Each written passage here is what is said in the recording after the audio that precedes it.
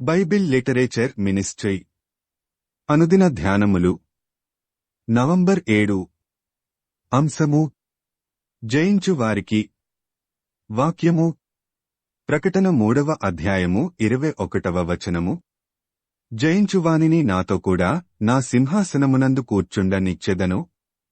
ప్రభువునందు ప్రియులారా, నేటి వాక్యమును ధ్యానించుకుందాము. జయించటం అనేది పోరాటానికి లేదా యుద్ధానికి సంబంధించినది. ఈ లోకంలో పుట్టడమే ఒక యుద్ధ భూమిలోకి అడుగుపెట్టడం. యుద్ధము చేయకుండా ఉండటానికి ఎవరికీ మనహాయింపు ఉండదు. మన హృదయంలో సాతాను తంత్రాలకు చోటివ్వకుండా దేవునిలో ఉండటమే మనకి పోరాటం. హృదయంలోకి సాతాను చొరబడకుండా జీవధారలు ప్రవహించే హృదయాన్ని కాపాడుకోవడమే మన లక్ష్యము.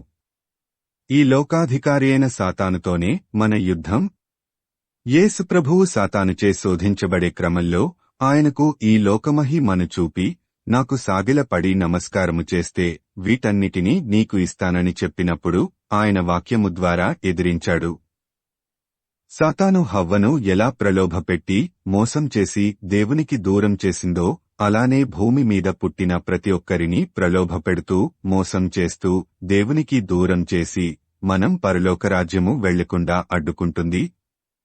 సాతాను యేసు ప్రభువుకి చూపించిన ఈ లోకమహిమ ఎంత అందమైనదో, ఎంత ఆకర్షణీయంగా ఉంటుందో మనకి బాగా తెలుసు. ఎందుకంటే ప్రతి ఒక్కరూ దేవునికి దూరమైపోవడానికి కారణం ఈ లోకమహిమే. ఈ లోకమునైనను లోకములో ఉన్నవాటనైనను ప్రేమింపకుడి. ఎవడైనను లోకమును ప్రేమించిన ఎడల తండ్రి ప్రేమ వానిలో నుండదు అని 1 యోహాను 2:15లో చెప్పబడింది కూడా. మనుష్యులు ఈ లోకమహిమకు దాసులైపోతారని. ఈ లోకమహిమకు దేవునియందలి మన విశ్వాసము, భయభక్తులు, ప్రేమకు మధ్య మన పోరాటం ఉంటుంది. ఈ లోకమహిమకు, ఈ లోకాశలకు దాసులైన వారికి ఎలాంటి పోరాటం ఉండదు. దేవునిలో నిలబడాలి అనుకున్న వాళ్లకే పోరాటం.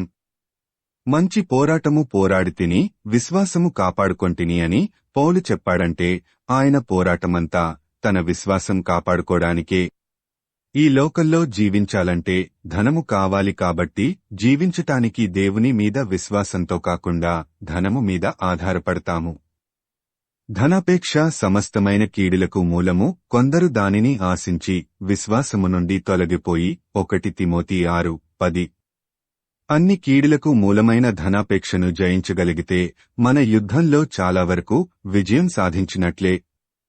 ఈ లోకాశలు మనలో ఉన్నంతకాలం మనం ఈ లోకాన్ని జయించలేము. మనం ఈ లోకాన్ని జయించాలంటే ఈ లోకములో మనకు కలిగే శ్రమలను తట్టుకోగలిగి ఉండాలి. ఈ లోకాన్ని జయించిన క్రీస్తుతో ఉన్నవారికి మాత్రమే అది సాధ్యము. ఇప్పుడు ఈ ప్రపంచంలో ఉన్న ఇంటర్నెట్, సెల్ఫోన్కి దూరంగా ఉండటం ఎవరికైనా అతి పెద్ద పోరాటమే.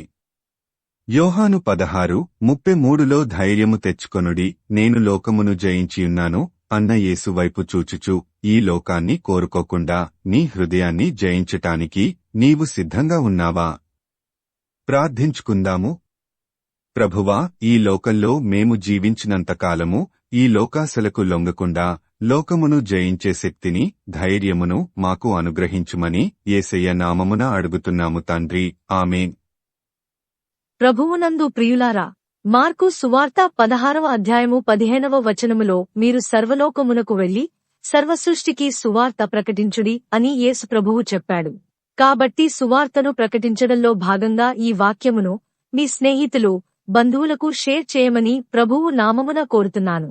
దేవుడు మిమ్మును దీవించునుగాక.